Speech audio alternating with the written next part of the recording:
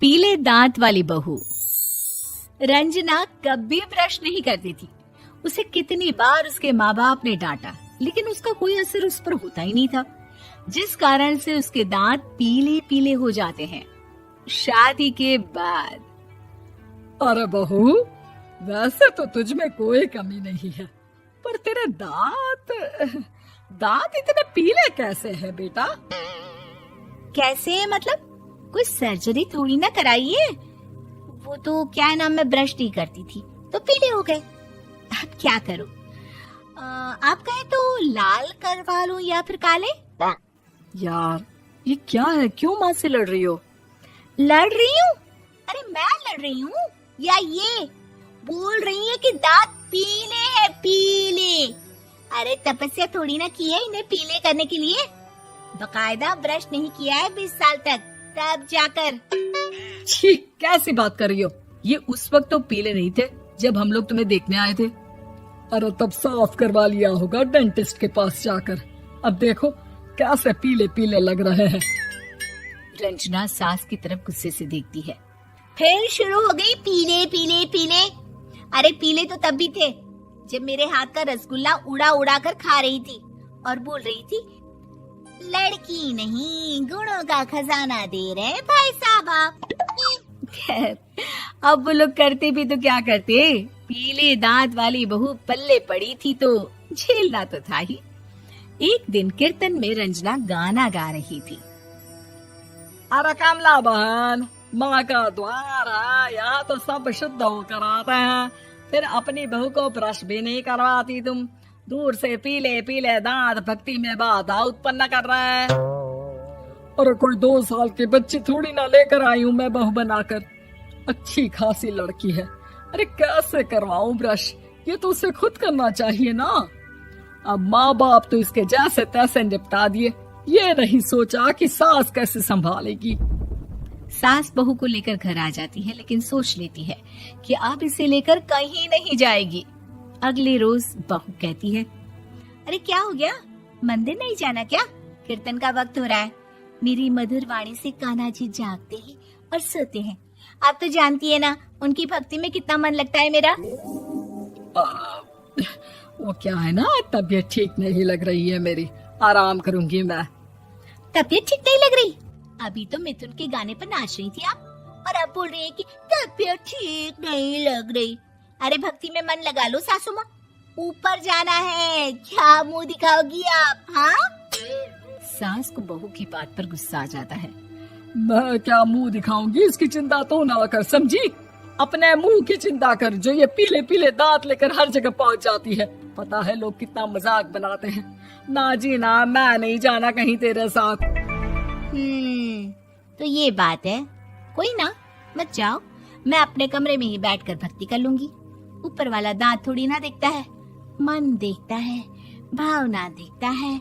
और अरे बस बस, तू सब कुछ दिखा, बस ये सफेद चमकदार दांत ना दिखाना किसी को, है? जा यहाँ से।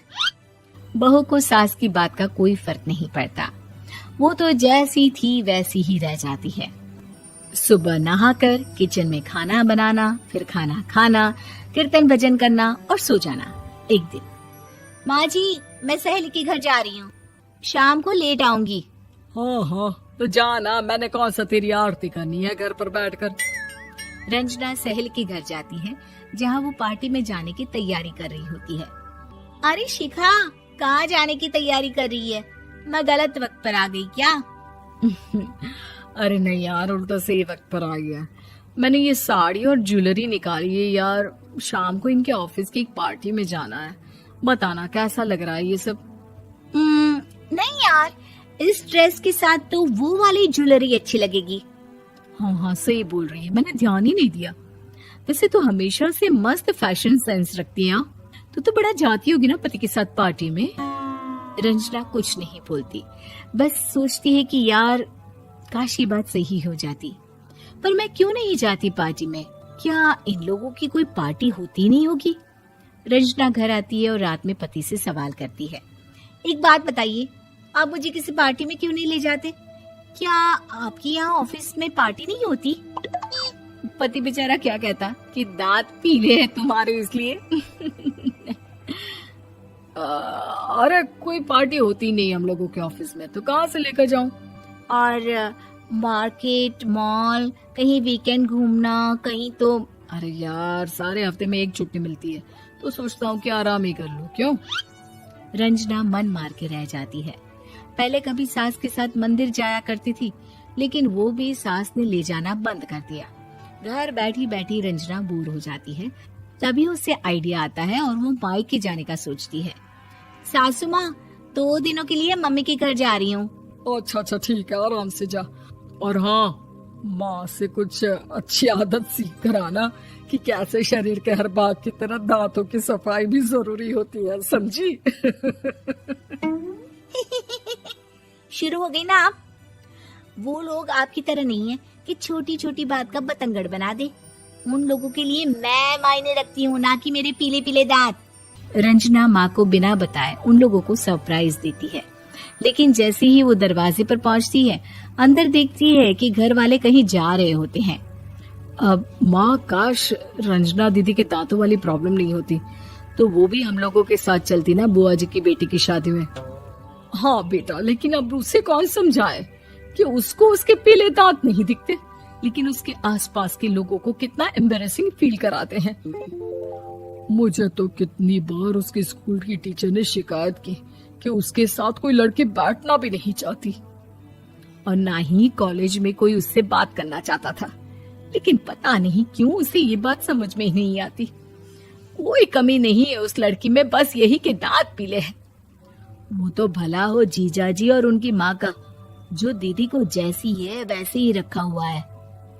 रंजना को अपने घर वालों की बात सुनकर बहुत दुख होता है।